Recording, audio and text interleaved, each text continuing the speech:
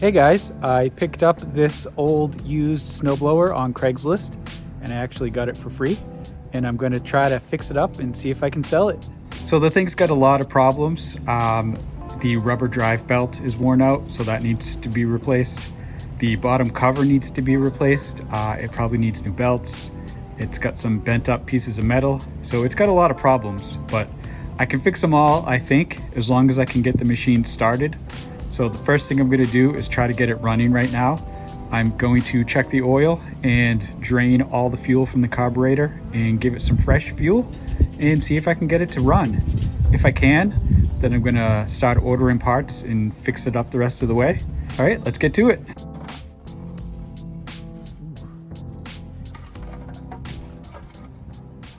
So it has enough oil. The oil does look pretty dirty.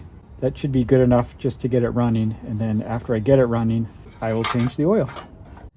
Okay, I'm going to try to drain the fuel out of the tank now.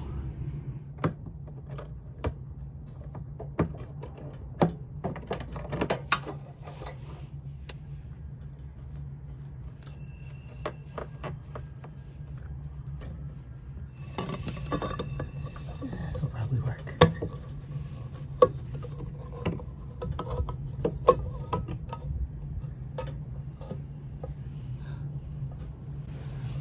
I don't know if you can see it, but it is draining into the can.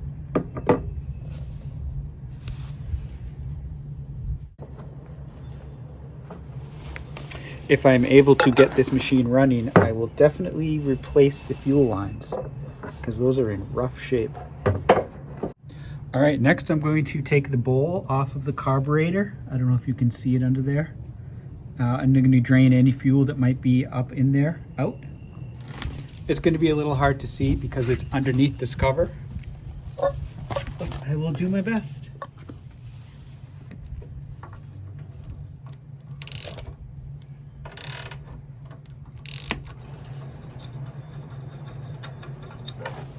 Huh, all right. No fuel's coming out, so I guess there's no gas in there.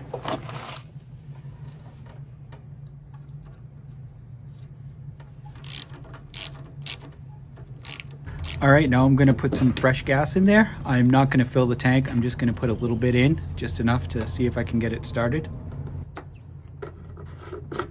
All right, let's see what happens. I'm gonna use the electric starter because I have a feeling I'm gonna have to crank it a lot, so I'll make it easy on myself.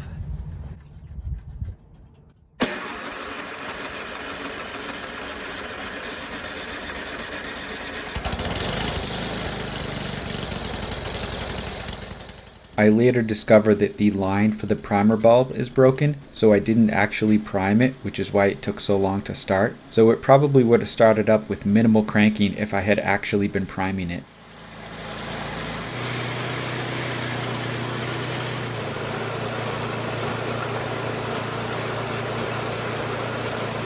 All right, that went great. It started up without too much trouble and it ran pretty good once it warmed up.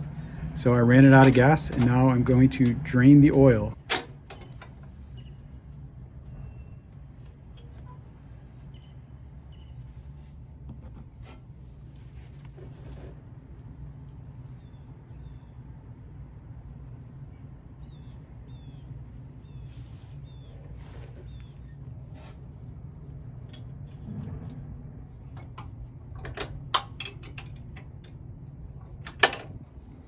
All right, that went really well. It actually went better than I expected. So I'm gonna bring the machine into my basement now and take a little inventory of what it needs. That's assuming it actually fits through the door.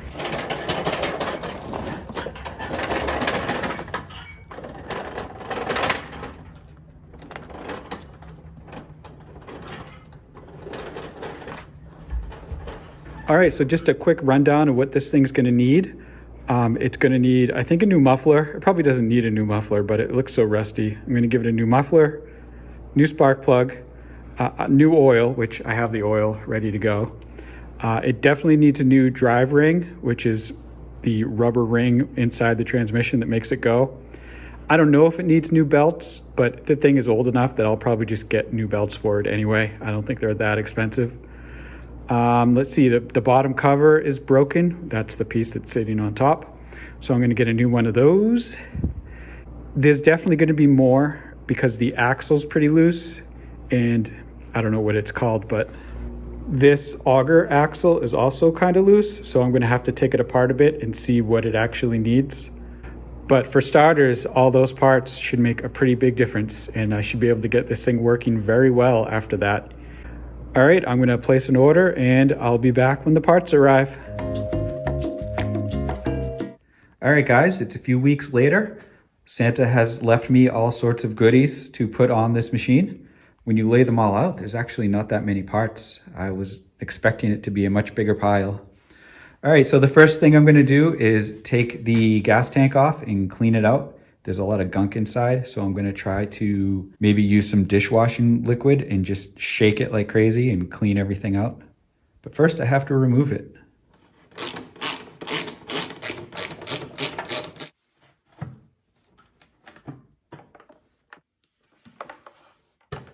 There's a little bit of gas left in there, and I can hear some junk bouncing around. So I'm just shaking it to try to get everything I can into this old can, and then I'm going to rinse it out.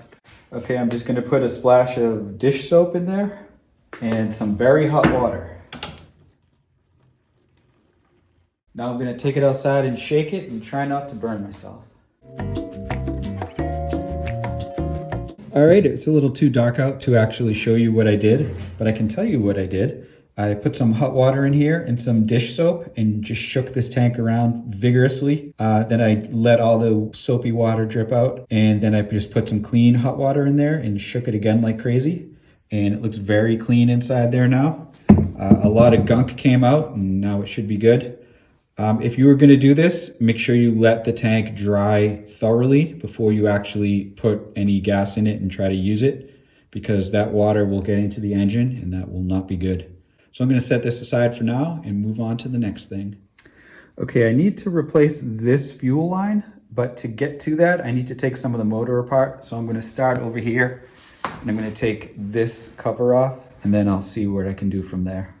I actually made a separate video just for the fuel line replacement. It's a little more detailed and it doesn't have all this unrelated stuff in it. So if you're here just for the fuel line, check the description for a link to the other video.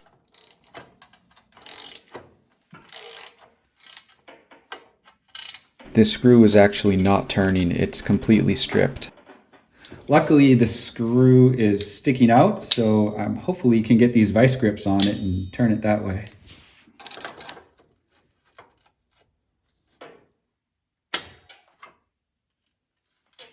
All right, that worked.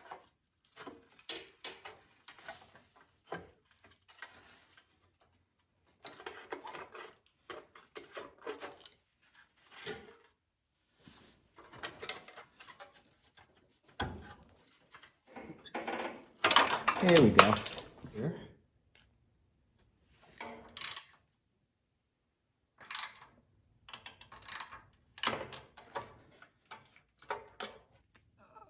And that one snapped. That's a bummer.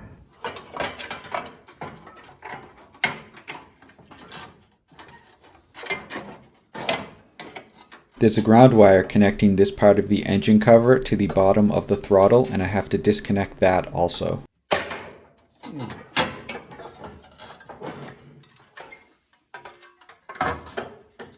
All right, the fuel line is behind the carburetor, which is right here. And I don't really need to clean it off, but it's so dirty. I really want to take this thing outside and just hit it with some carb cleaner to get it nice and clean.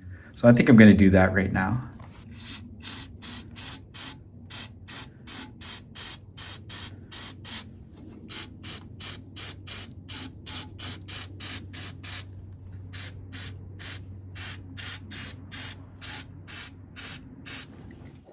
Okay, I'm going to take this rear cover off so I can access the fuel line to replace it. So I'm going to start taking these bolts off.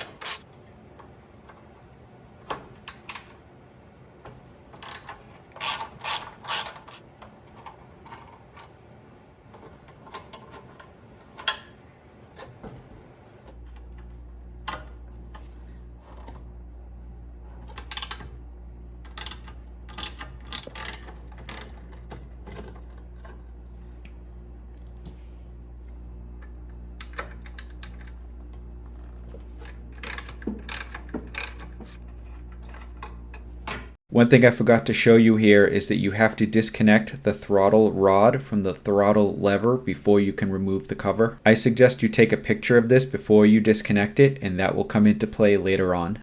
Normally you also have to disconnect the line going to the primer bulb before you can remove this cover, but the line on this machine is broken, so I'll be replacing it later on.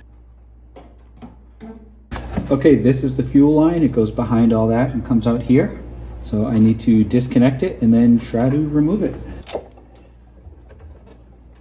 This old fuel line is stuck to the carburetor and I can't get it off. So I'm going to get a knife and cut it a little bit, but you have to be really careful when you're cutting it, because if you scratch the barb on the carburetor, then the new fuel line won't seal against it and you'll have a fuel leak. So I'm very slowly and gently cutting most of the fuel line until it kind of snaps and I can just pull it away. Here we go.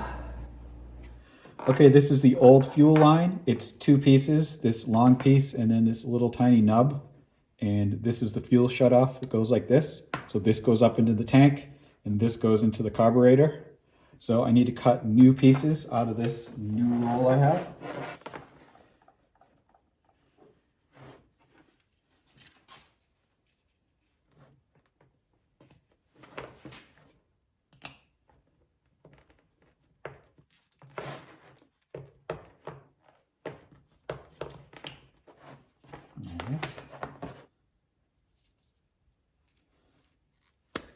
There we go.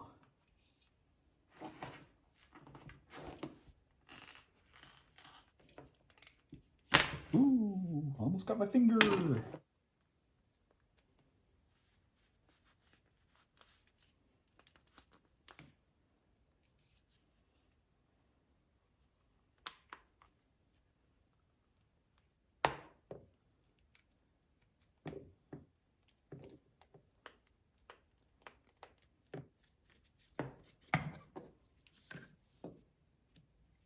Okay, when I put these fuel lines together, I started to reuse these clamps, but they started to break and they're kind of rusty.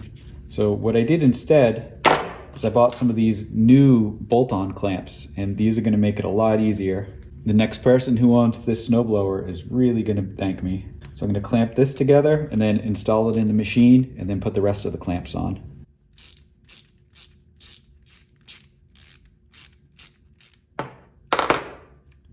All right, that looks pretty good. Some people are able to get the new fuel line in by taping it to the old fuel line before you remove it, and then when you slide the old one out, it pulls the new one in. That wasn't going to work for me because my new fuel line is a little bit larger outside diameter than the original, plus the clamps that hold the fuel line in place are clamped down pretty tight on this engine, so it's going to be easier for me to just take the flywheel off to install the new line. Here I'm wedging a flathead screwdriver behind the flywheel to put a little pressure on it, but I didn't realize that it was blocked by the handle of the snowblower. If you want more detailed information about how to do this, I made a whole separate video specifically for the fuel line replacement that tells you exactly how to do all of this. So I'm not going to get into too much detail here. All right, the flywheel came off pretty easy. Now, as I'm looking at it, now I can easily see the full path that the fuel line has to take. But also, this plate is just bolted on. So now I'm going to just unbolt that, and then it should be really easy to do this. Now I can slide the fuel line right in.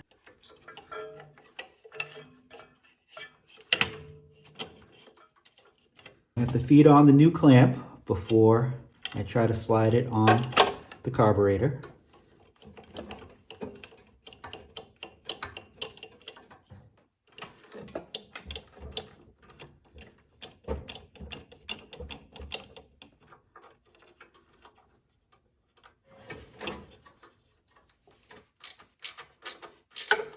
Now I'm going to tighten the plate back up, and that should pinch right against the fuel line.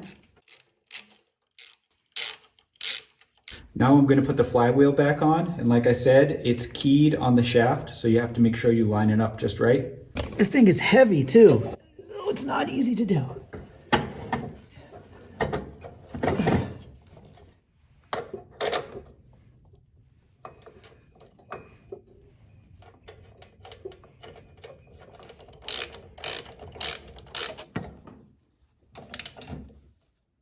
Okay, I had a little camera aiming mishap here. What I'm doing is replacing the line on the primer bulb. The primer bulb is the red thing you squeeze a few times before you start the motor. The original line was broken, so I'm replacing it with fuel line, but I'm using a line that's much thinner than the primary fuel line. If you look close, you'll see it because it's orange.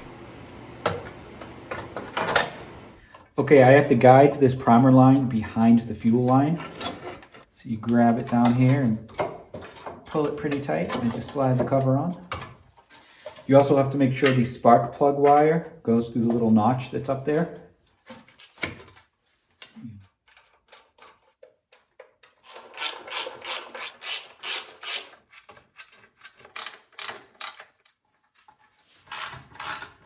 So this wire that's dangling, I believe that's the 12 volt power output. So if I ever wanted to put a headlight on this machine, I could wire it up to that. I don't think I'm going to do that though, because this machine has been way too much work already and I don't want to do extra projects on it.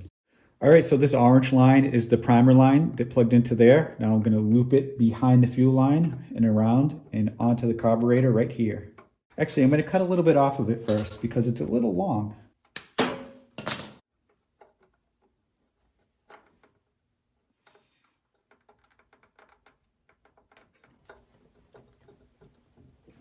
All right, that is nice and snug.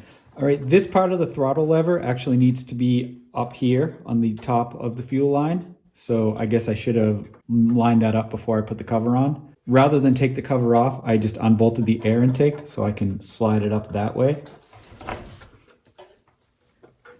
Like that. And now I'm just gonna screw the air intake back on. All right, now this throttle linkage goes into one of these holes in this lever. Now, if you're wondering which hole, take a picture before you take it apart, which is what I did. Then you don't have to remember anything and you just look at your phone and just put it back exactly where you got it.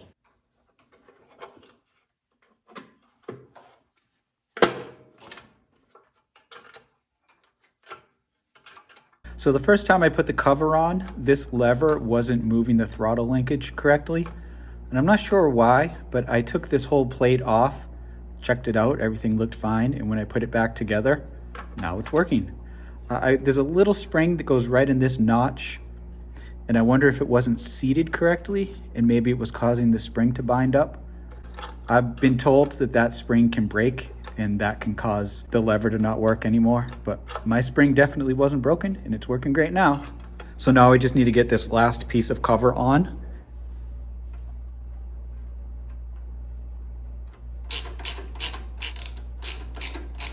Now there's a little electrical terminal here that has to slide in right into this piece. That's what shorts out the spark when you put the throttle lever all the way down, and that's what shuts the engine off. The original screws that came out of here were little rusty Phillips heads, and they kind of stripped when I removed them. So I went to the hardware store and got some nice fresh stainless steel ones.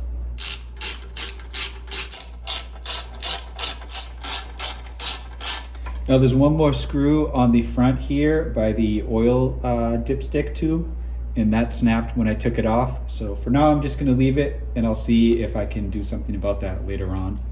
But it's pretty solid even without it.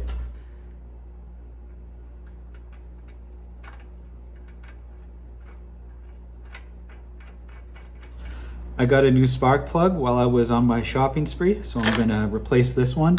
Who knows how old it is? It doesn't look great. This one looks a little better.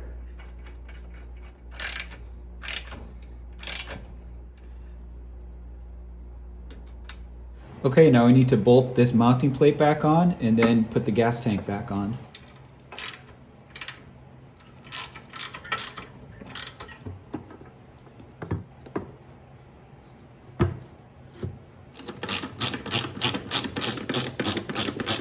These two screw directly into the plastic, so don't over tighten them or you'll pull them right through. That would be bad. Now I need to connect the fuel line to the bottom of the gas tank, and you can see it doesn't quite line up because I cut the fuel line a little too long. So now we need to undo the fuel shutoff and just shorten it a little bit.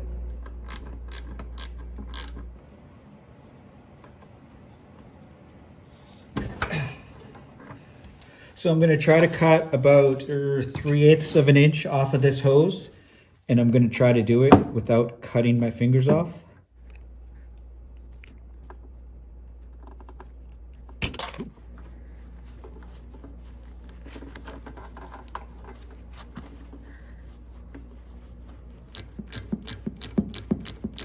All right, now I just need to connect the fuel line to the barb on the bottom of the tank.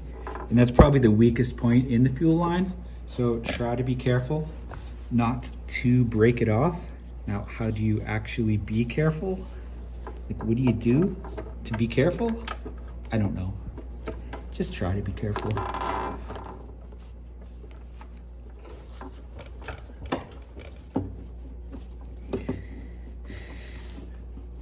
Oh, there we go. That's the secret. You wiggle it with pliers with one hand, while you push up with the other hand. Perfect. All right, now I just need to tighten up the two clamps here. I'm trying to be careful the way I position this one, so you're not going to be hitting your fingers on it when you're twisting the fuel shutoff. All right. So now it's time to work on the front of the machine. I need to replace all the bushings along the augers, and I need to replace the belts and some other things. But before I do any of that, I want to try to fix up all the bent metal around the corners. And also this auger is bent, and rather than replace it, I'm pretty sure I can just bend it back into place. So I'm going to grab the biggest wrench I could find and see what I can do.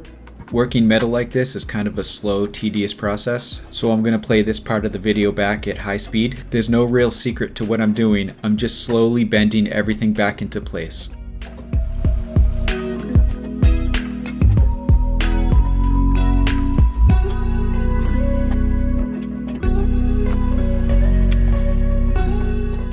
The leading corners on both sides of the housing were bent way back like this. I guess that's from 25 years of the previous owner smashing into rocks or curbs or something. So after I pry them free with the big pry bar, I'm just going to work them straight with the wrenches just like I did with the augers.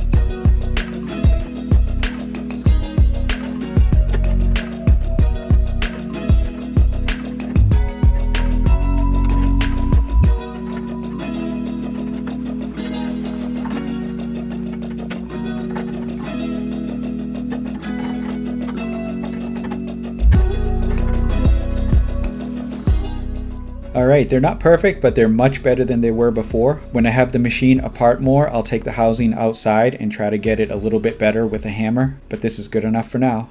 Alright, now I'm going to take all these plastic parts off, which are the chute, the base of the chute, and the belt cover.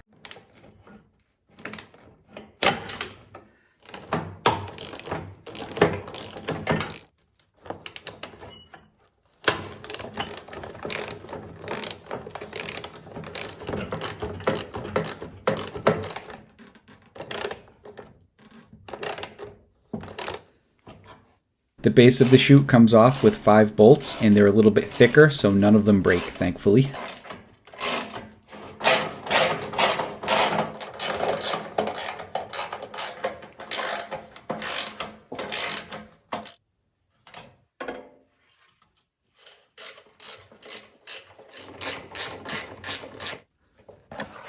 I'm going to see if I can wiggle the belts out of here before I take the machine apart further. That wasn't so bad.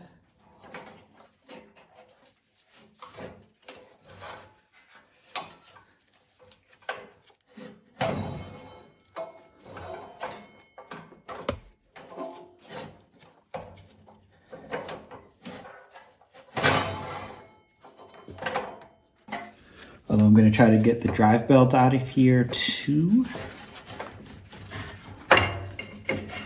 And this just slips out from underneath. So that should be basically on the ground right now. Yep, and here it is. So here's a close-up of the new belts at the bottom and the old belts at the top.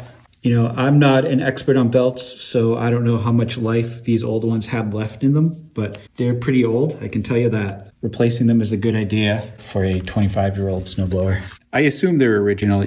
I can't really tell by looking, but I would expect them to be the original ones. So these are the two pulleys that move the augers, and you can see there's a bolt right under there, and then there's actually 3 more bolts under here. I was hoping I could remove this without separating the front and the back of the snowblower, but it doesn't seem like it's going to be the case. So I need to take out these 6 bolts here and there and separate the 2 units. And one of those bolts is broken already, and I didn't even touch it. So I'm going to spray it down with penetrating oil and let it sit for a while first. All right, these bolts have been soaking in penetrating oil for about a week, so I'm going to try to pull them off now. I'm going to use my impact driver first and hope I have some luck with that. And if not, I'm going to use the breaker bar, and we're probably going to find out why they call it a breaker bar. The impact driver is working really well here, so I set up some milk crates on the other side of the machine to support the engine half of the snowblower once I disconnect it fully.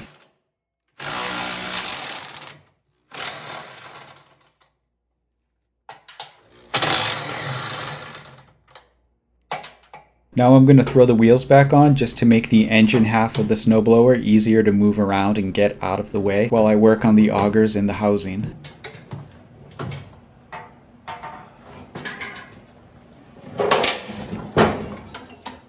This would have been a little easier with 2 people, but either way the machine is now apart.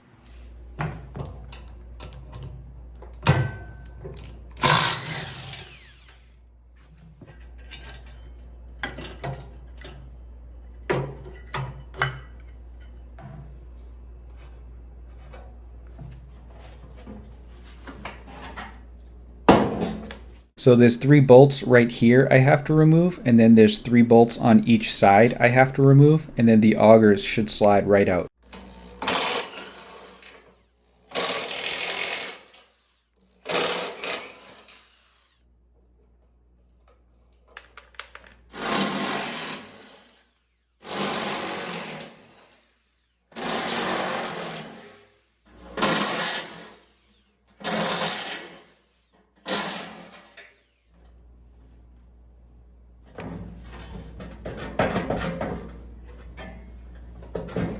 So what's happening here is the main bearing is stuck on the auger shaft, and that's holding the whole auger assembly in place, so I can't get it out. It took me a couple of days of working on this to finally break it free, and I'm not going to show you all that video. I'll just show you the highlights. You have to be careful when you're hammering though, because if you hammer the axle shaft enough, it will start to deform and you won't be able to get the pulleys back on.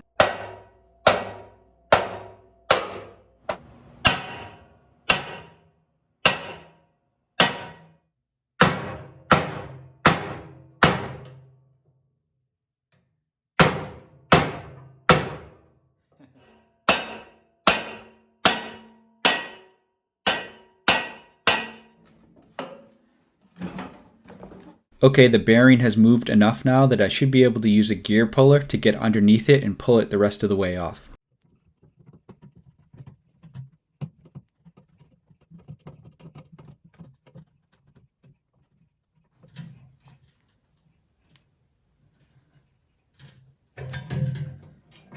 All right, finally.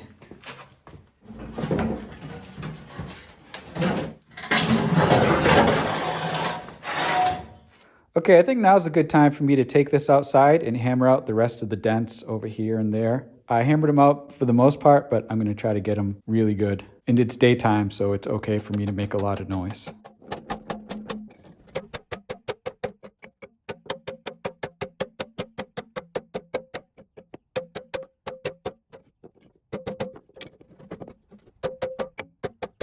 So all the scrapes and the rust in the paint hide how good this actually came out. Here's what this corner looked like when I started, and here's what the corner looks like now. Now I'm going to use my impact driver to remove these shear bolts so I can take the augers out because I have new bushings to put inside the augers.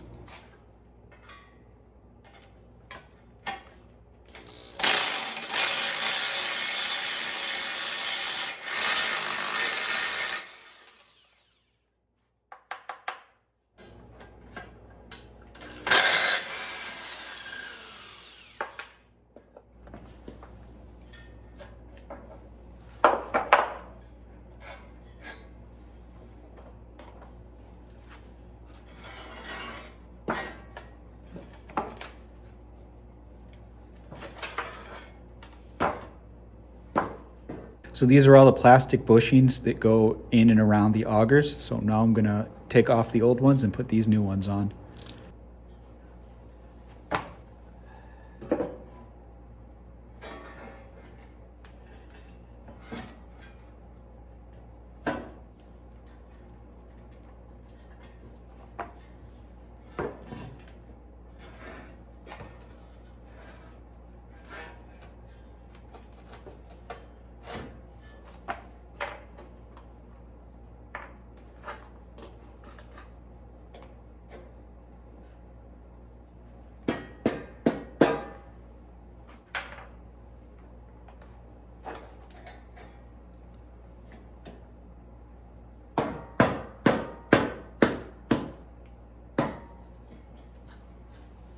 All right, putting those new bushings in is very easy, but of course you have to take the entire machine apart to get at them, which is kind of a pain.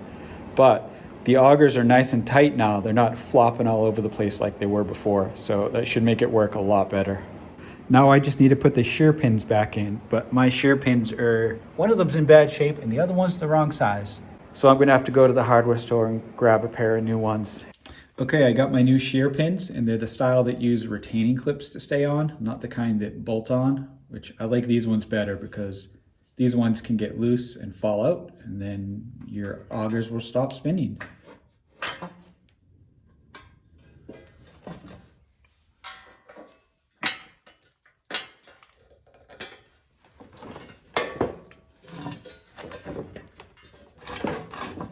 The next part to replace is the scraper bar. You can see how big the new one is. The old one was actually the same size. You can see how much it's worn down by how thin the old one is. It looks like more than half the metal is gone. The bolts that hold it on are also partially ground away, so it's going to take a little creativity to get them off.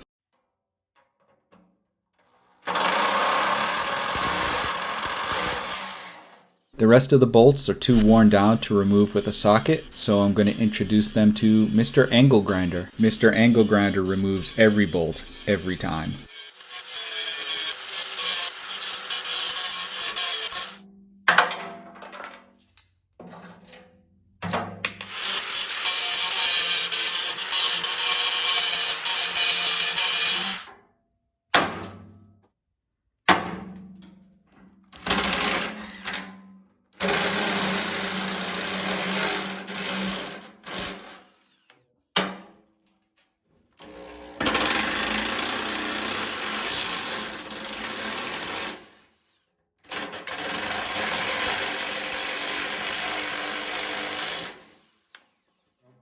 That sucks.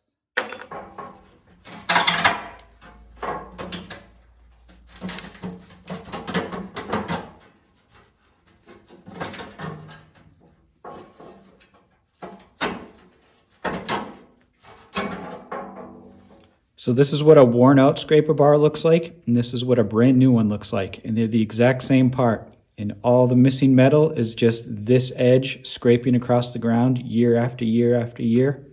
Now you're supposed to prevent that by putting these slides at the proper height. Remember, this is upside down, and that keeps the scraper bar just above the driveway. But for whatever reason, they didn't really do that, the previous owners. So they just let it scrape away until there's almost nothing left.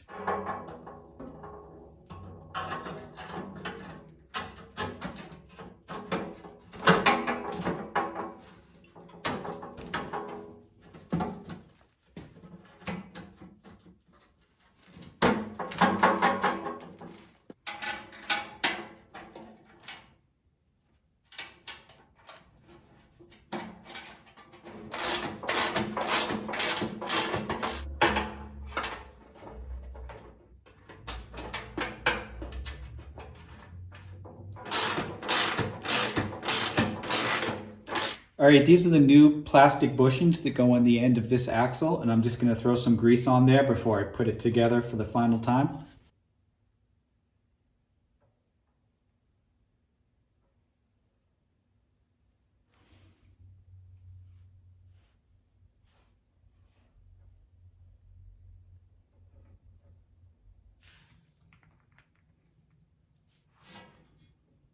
It kind of looks like I'm screwing these in, but I'm actually just twisting them so that they slide on a little bit easier.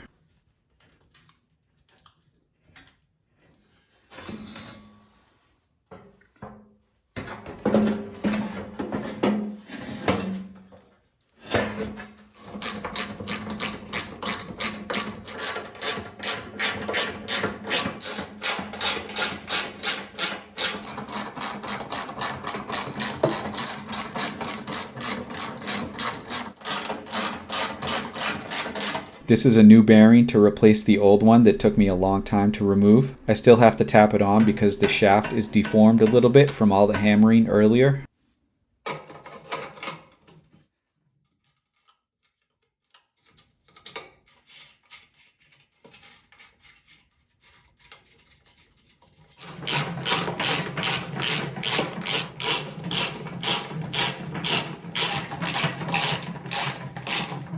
Okay, I made one more quick trip to the hardware store and got a few more bolts. Now I can put the slides back on.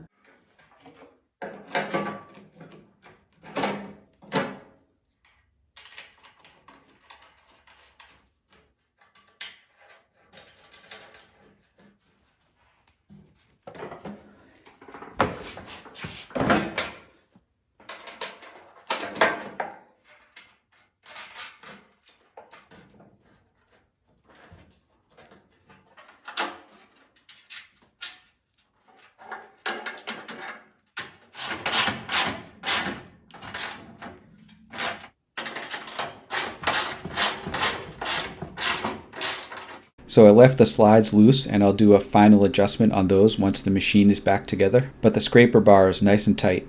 This small bracket connects the large twin auger pulleys to the auger shaft. Because I hammered the shaft so much earlier to get the bearings off, the end of the shaft is a little deformed. That made it very difficult to get this bracket on. It took many attempts before I finally got it on.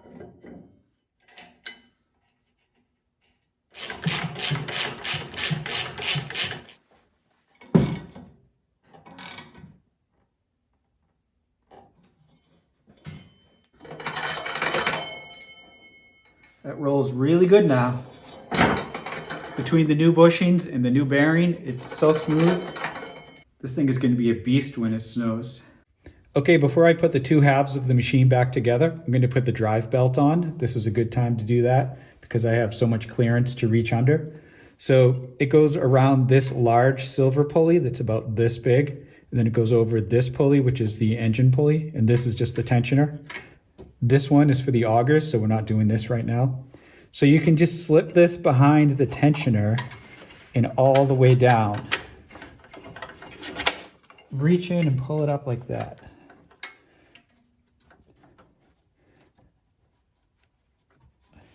Now the tensioner goes to the side here.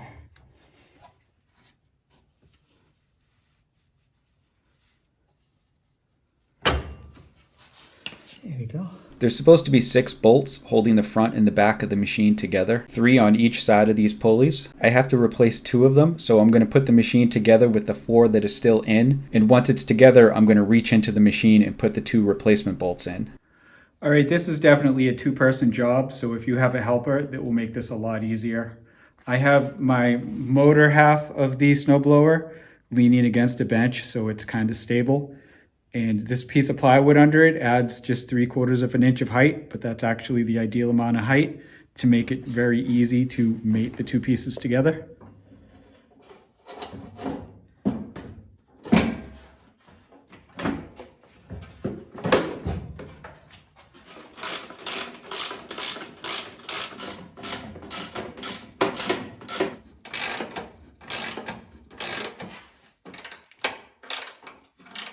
Okay, now I have the nice shiny new one.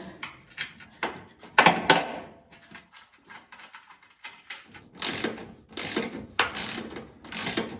right, that looks pretty good.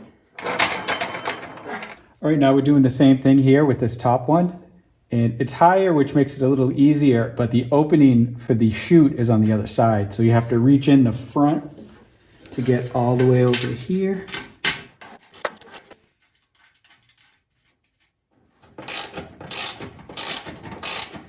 All right, the machine is whole again. Now is a good time to put the new auger belts in. You know, there's 2 of them and they're identical. They both go on the same way. Kind of loop it down here. You got to reach underneath and guide it into the correct pulley. So the big pulleys are attached from this side and the engine pulleys are attached from this side. So you can't put one on completely and then put the other one on completely because they would be crossed over each other. So you have to loop both of the bottom ones on first and then you loop them both onto the top first. Okay, I have the two auger belts that going around the two large auger pulleys. Now before I loop them around these pulleys, which are connected to the engine, I need to take this spring, which is connected to the lever on the handle, and hook this around this, like this. So now when you pull the lever on the handle, it squishes these tensioners in, and that's what pulls the belts nice and tight.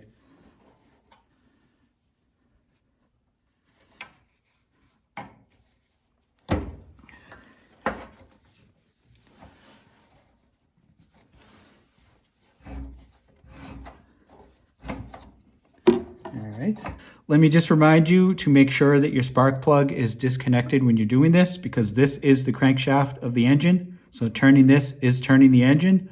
Turning it that slowly is very unlikely to start it, but it's not impossible. So make sure it's disconnected.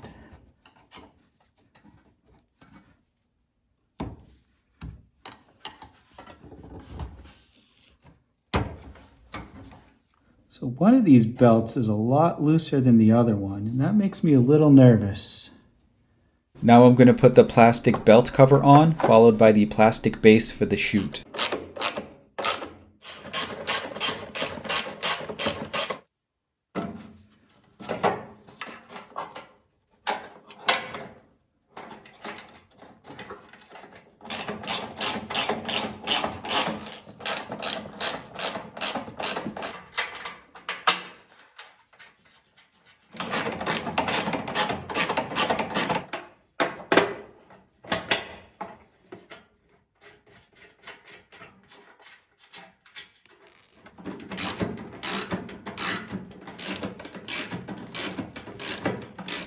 So when I took the chute off, all 6 bolts holding that on broke, so I got a nice set of stainless steel ones to replace them.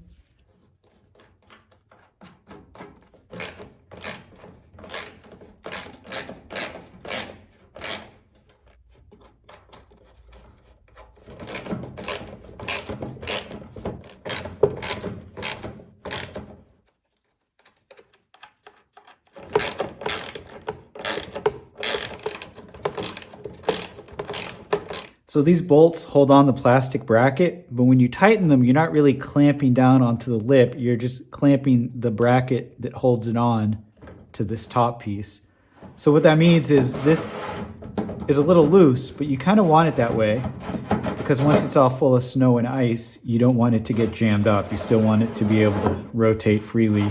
And these bolts are stainless steel, so they should last forever. Now I'm going to reattach the crank that rotates the chute.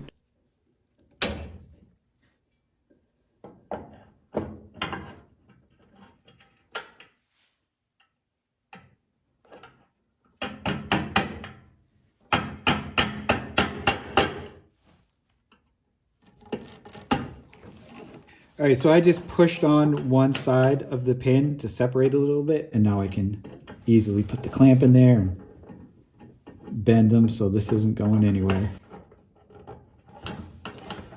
Now there's still a lot of play in this, so if you wanted to, you could get some nylon bushings and squeeze them in here before you put the pin on, and then it will be a lot tighter, but you don't really need to do that.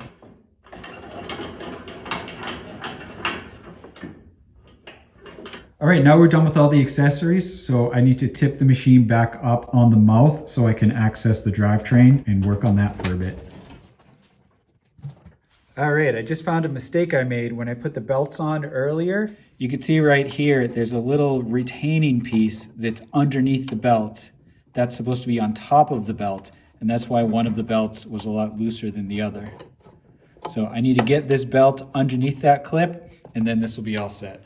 Okay, after wrestling with the belts for a little while, I was able to get them both underneath this retainer clip the way they're supposed to be. I did have to take the belts off of the engine, so I had to flip it over and take the cover off and deal with it on that side. Then once I had the slack, I could slide it back in and then put it all together.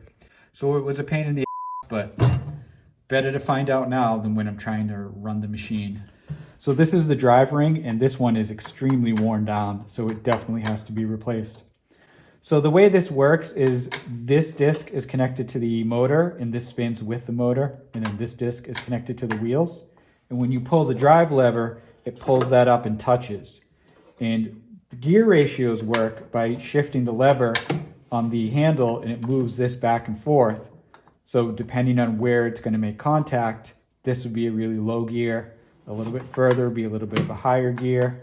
And if you go across the center point to the other side of this disc, now you're in reverse. So that's how you get reverse in a snowblower. So it's kind of a clever system. Almost every snowblower works this way. I don't really like the system for a lot of technical reasons, but not much you can do about that. All right, so now we need to take it apart a little bit to get at that drive ring. So you may or may not have to take the wheels off depending on the size of your wheels and the exact configuration. So I'm just going to take these ones off anyway, just so you can see. So we need to disconnect this center axle piece separate from the drive axle. So it has nuts and bolts on each side, so you need 2 wrenches so it doesn't just spin in your hand. I made a separate video just for the drive ring replacement procedure, so if you're here just for this, check the link in the description for the other video. It's a little more detailed and it doesn't have all this extra stuff in it. This is the bearing for the center axle, and it actually feels really good. It's pretty smooth, it's not too dry. So the bolt on this side came right out, but the nut on this side is a little stiffer, so I'm going to use this giant wrench to hold on to this little mini axle. I'm specifically using an adjustable wrench because it doesn't have any teeth, so it won't scratch up the surface. All right, the bearings on this side are a little stuck, so I put the nut back on to protect the threads, and now I'm just going to tap it with the hammer and try to pop it out that way.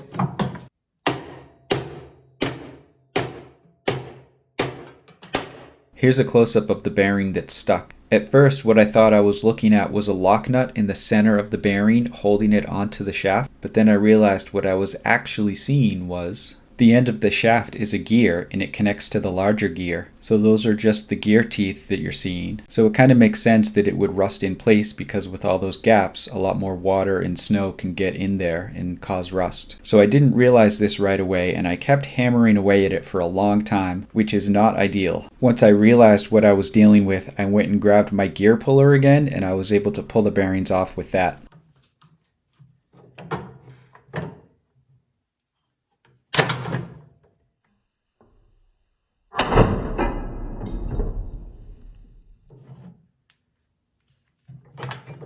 You can see it moving.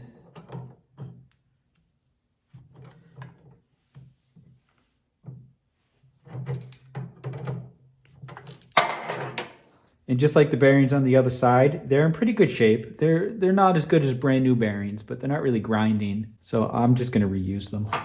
Okay, with both sides of this mini axle removed, it should be easy to maneuver it out of the machine. Now we'll go work on this on the workbench.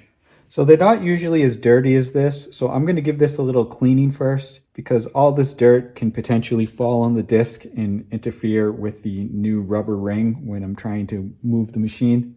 And I also need to clean the old worn out grease off of this bar so it will slide back and forth.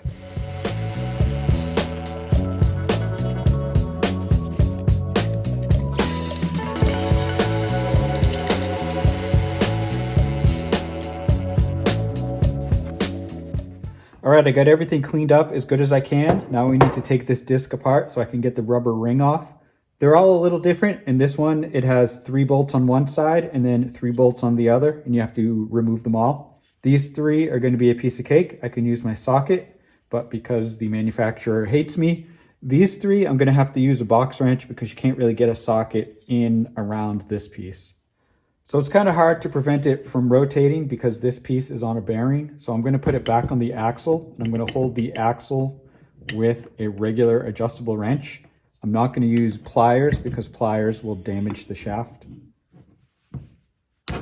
Just a reminder, I do have a separate video just for this specific drive ring replacement procedure. Check the description for a link to that video.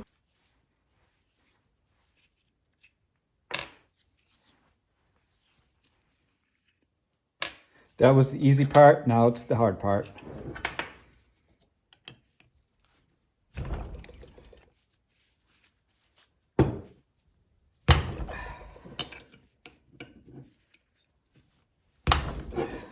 All right, it's a pain in the ass to break these loose because you have to use a tiny 3/8 inch wrench and you have to get it around there just right so the lip isn't interfering, and this is always interfering. But once you get it, you can just slowly unscrew it.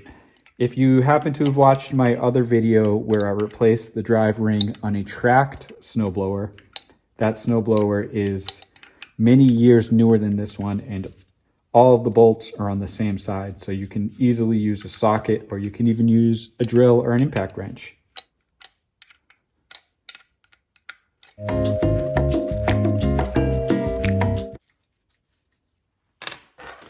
All right, so now it's fully unbolted and it should pry right apart. It's kind of stuck, but it's coming. Here we go. All right. This is the ring. So this is the new ring and this is the old ring. You can see how worn out the old one is. It's completely flat. Not only is it flat, but it had worn out all the way to the lip of the holder. So it would have been scraping on the disc inside the machine and it would not have worked. All right, now I'm going to reassemble it. So the rubber goes right on the first disc and then the second disc sandwiches it together. I'm going to try to make sure that the rubber ring is as centered as I can get it. Then I'm going to start by putting in the 3 bolts that are easy.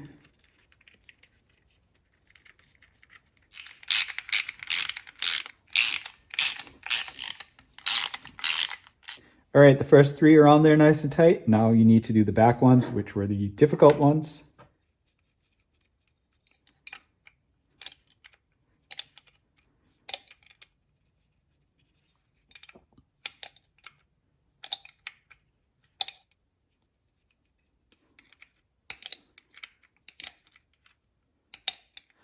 All right, so normally you just slide it back on the axle and then put it back together. But because it was so hard getting the bearing off, I'm going to try to make it so the bearings can slide onto the axle a little bit easier. I'm using a piece of fine grit sandpaper to sand down the inside of the bearing to remove all the rust and gunk in there, and that should let it slide onto the shaft a lot easier. Okay, I sanded the inside of this bearing and it's a lot shinier now, and it goes on a lot easier. So when I put this all back together, I'm going to put extra grease around this area where the bearing sits, and hopefully that will prevent some future rust. So if this ever has to come off again, it should come off a lot easier. The other bearing on the other side, it's a continuous disc, so there was no gaps where rust could form. So that bearing is still shiny on the inside and it just slides right on. As I've been doing all this work, a lot of dirt and dust and grime has fallen off the inside of the machine and landed on the friction disc. So before I start reassembling everything, I'm going to clean it really quick. I'm using a piece of paper towel and some acetone, and I'm just making it as clean as I can. All right, now we're going to reassemble the axle shaft and the gear shifter and put it all back together. Okay, now I'm going to put the drive ring back on the little axle. So now I'm going to put a little bit of grease on the contacts where the bearings go.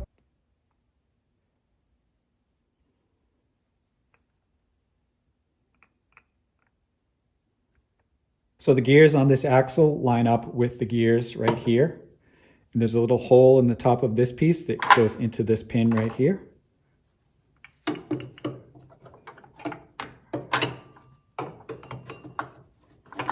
Now you slide the bearings on, which you can't really see right now.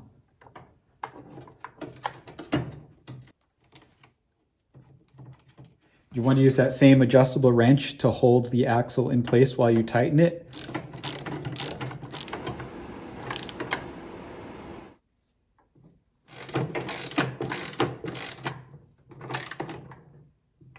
All right, the axle's in there, and when I move the shift lever, the drive ring slides back and forth. All right, now I'm going to put the wheels back on, but before I do, I got these washers at the hardware store. They're kind of giant stainless steel washers, and they fit on this axle.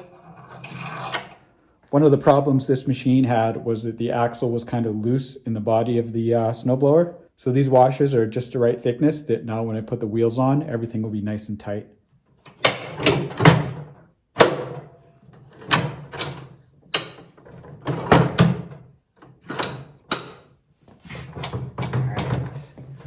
It's nice and tight.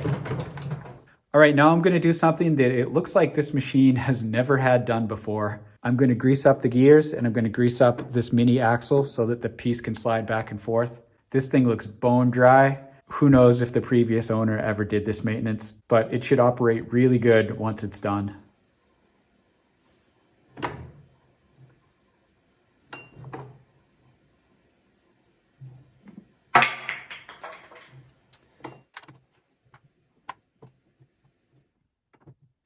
All right, now it slides back and forth really easily. To do the gears, I put an extra big blob of grease on my finger. Then I slowly rotate the wheel, which turns the gears of the machine. As it spins, it's rubbing a little bit of grease off onto every tooth.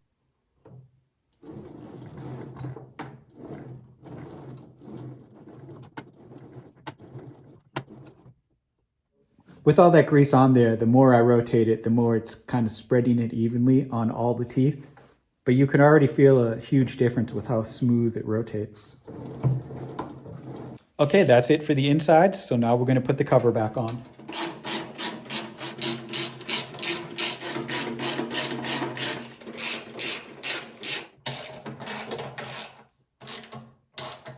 Before I flip the machine over, I'm going to try to tighten these cables a little bit because they're both a little floppy.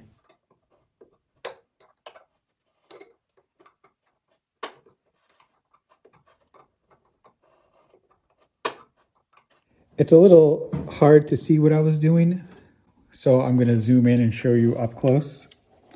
So this is a 5/16 nut, and this is actually made to put another wrench around, so I did a 4mm on this piece. So you loosen this up, then you can twist this up and down to adjust the cable tension.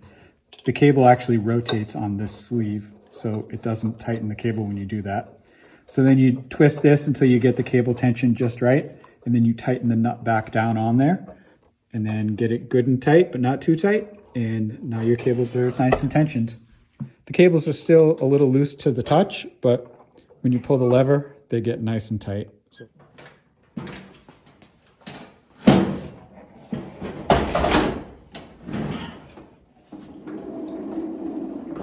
Wow, I can't believe it, but I'm actually just about done. So the last thing I'm going to do is adjust the height of the slides.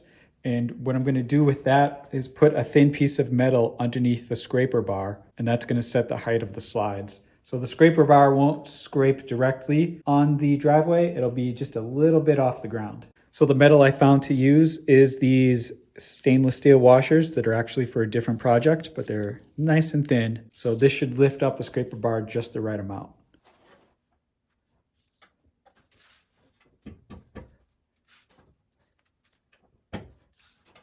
So now I just put some weight on the housing to make sure it's flush against the floor. And then I'm going to tap down the slide to make sure it is flush against the floor.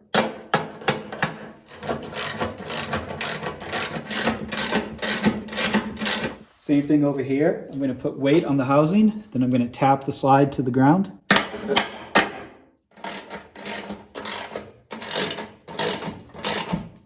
The very last thing to do is to put fresh oil in the engine. I generally put higher end full synthetic motor oil in my machines so the engines last longer. And I pre-measure the oil so the exact right amount is already in the bottle, which is why I pour the whole thing in. Alright, this machine is finally done. This project ended up taking a lot longer than I expected, and editing this video took even longer. But in the end, I really like the result. Now before we look at all the parts I put on here, let's take a look at the leftover parts. So this is the pile of all the nuts and bolts that broke during this project. Plus that's the bad bearing from the augers. Plus this is the worn out scraper bar, and this is the broken bottom piece. So that was actually a lot more broken bolts than I was expecting, but it all worked out in the end. Okay, here's the full parts list. All these numbers are rounded. So first there was 5W30 motor oil for $5, a new rubber drive ring for $11, a new spark plug for $7, new fuel line and new primer line for $8 and $7. Now both of those lines came in big rolls, so I have plenty of extra, so I can do future machines with that same fuel line and primer line. Those new clamps I bought for the fuel line were $6. All 3 new belts. There's 1 drive belt and 2 auger belts, and those were $32. The new plastic bearings for the augers were $11. The plastic bushings for the augers were $20. The new shear pins were $10. The main bearing was $10. The new cover for the bottom of the machine itself was $32. Those washers that I used to space out the axle were $9. The new shave plate, that black piece at the bottom of the front of the machine, was $27. I made several trips to the hardware store buying random nuts and bolts that snapped, so that was $39 total. And then I also did the rubber flap impeller modification to this machine, which was $15 in nuts and bolts. That's the modification where you put rubber flaps on each of the blades of the impeller to make it throw snow further. But that's not in this video, so check the link in the description and I'll put a link to that separate video where I show you how to do that modification. So the total price for parts on this project was $249. Now I'm going to try to sell it on Craigslist or Facebook Marketplace for $450.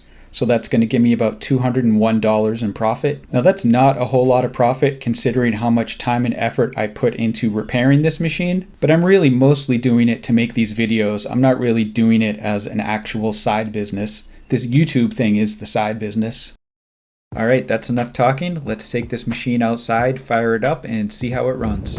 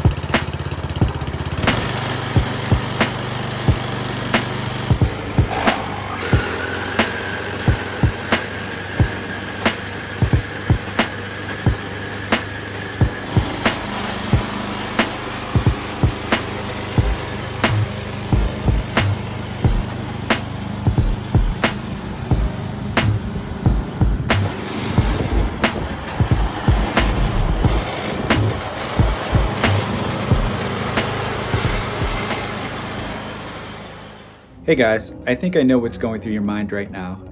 You just watched me refurbish this machine for an hour and you're thinking, I don't really want to see it running up and down a dry walkway. I want to see you throwing snow with it. Well, it never snows anymore in Massachusetts. We haven't had a big snowstorm in about 3 years. My plan was to get this machine running, use it for a couple of storms, and then sell it on Craigslist. But you can't really sell a snowblower if it doesn't snow. So here's what I can tell you.